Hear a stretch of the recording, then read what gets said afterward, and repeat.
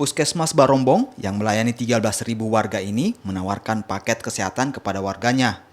Alat kebersihan diantaranya sabun, hand sanitizer, masker, dan pembersih lantai diberikan gratis ke warga yang bersedia disuntik vaksin.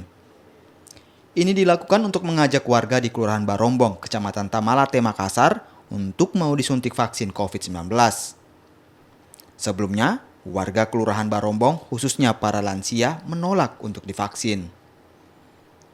Supaya bisa divaksin, supaya mereka mau divaksin. Jadi kami telepon mereka, silakan datang ambil paket, tapi saya vaksin tapi ternyata mereka tidak mau kalau mau divaksin. Maunya cuma ambil paket saja, baru tidak mau divaksin. Kalau sejauh ini kerjasama dengan pemerintah setempat bagaimana, Dok?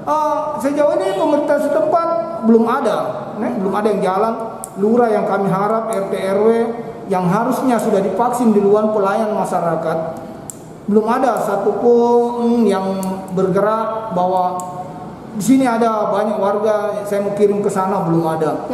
Sosialisasi tentang pentingnya vaksin COVID-19 bahkan telah dilakukan para kader puskesmas untuk mensukseskan program vaksinasi di Kota Makassar. Nila Rustam, Kompas TV.